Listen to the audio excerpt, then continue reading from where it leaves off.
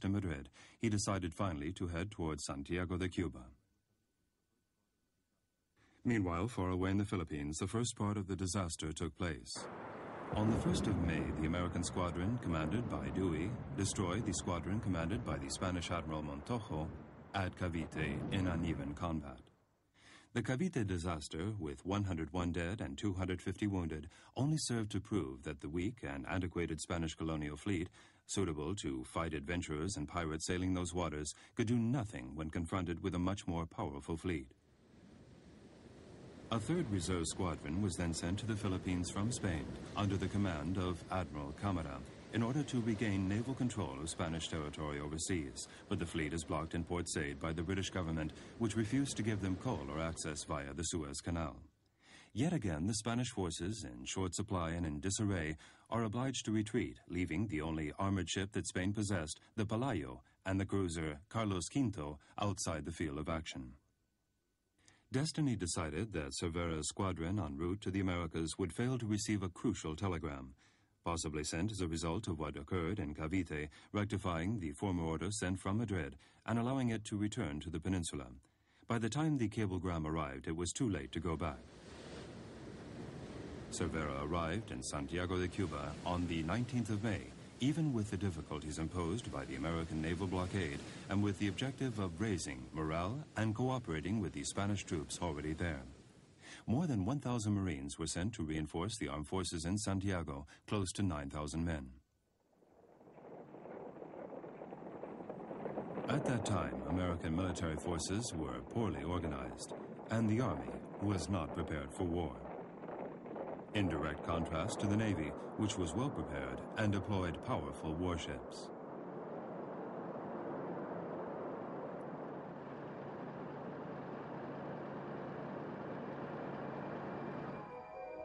On the 22nd of June, and approximately 25 kilometers from Santiago, the Americans started landing between Daiquiri and Siboney.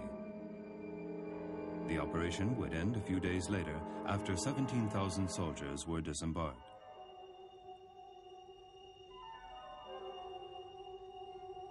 Almost 50 ships, both transport and warships, protected the soldiers as they took the beach with barely any resistance offered from the Spaniards. For this operation, the Americans took advantage of a pier that was used for iron transport and that had not yet been totally destroyed by the Spaniards. The tropical climate did not suit General Shafter, the commander of the invading army.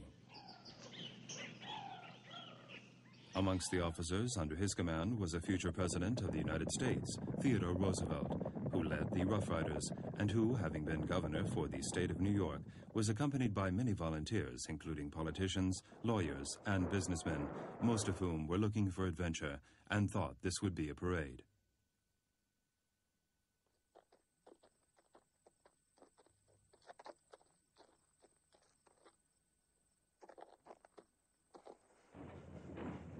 Only a few men in the contingent had fought in the wars against the American Indians, and now they would face the Spanish army, which, though damaged and weakened by disease, was well trained and experienced in fighting wars. The naval blockade off the coast of Cuba started in April, lasted until the 27th of May, and from an initial 26 warships, finally totaled 124, including troop carriers and auxiliary vessels. When Washington discovered Cervera's fleet was in Santiago, it changed its military strategy completely and began to concentrate on the eastern flank, exactly where a century and a half ago, Vernon and his British forces had tried to invade the island. There was, however, a significant difference between the two situations. The English had no ground support, whereas here, the Americans were supported by thousands of Cubans who would offer their protection throughout the invasion. Admiral Sampson prepared a plan to contain the Spanish fleet in Santiago. He counted on the engineer Lieutenant Hobson, who volunteered along with 6 other men to sink the steamship Merrimac at the entrance of the port and thus block it.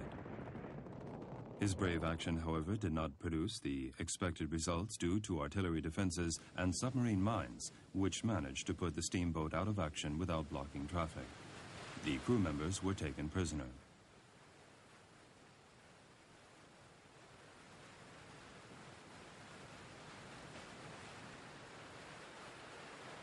On the 13th of June, the American cruiser Vesuvius arrived in the port of Santiago, equipped with 3 prow-fitted guns, able to launch dynamite projectiles a distance of 2,500 meters. Their nighttime bombardment caused more psychological damage than anything else.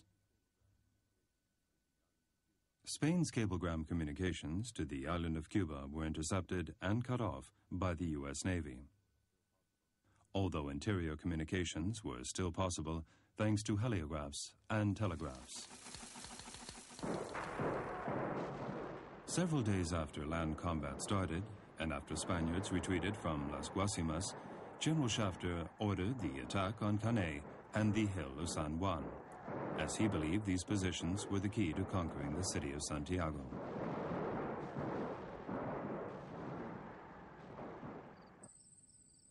El Caney was made up of a stone fort consisting of 5 small wooden forts linked by trenches and bunkers, including the church and village homes, all prepared against an attack.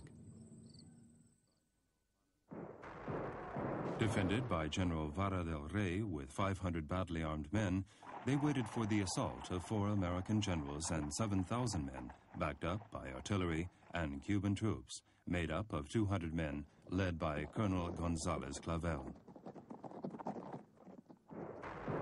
For 9 hours, the defenders were able to repel the enemy attacks until they were forced to retreat and seek shelter in the church.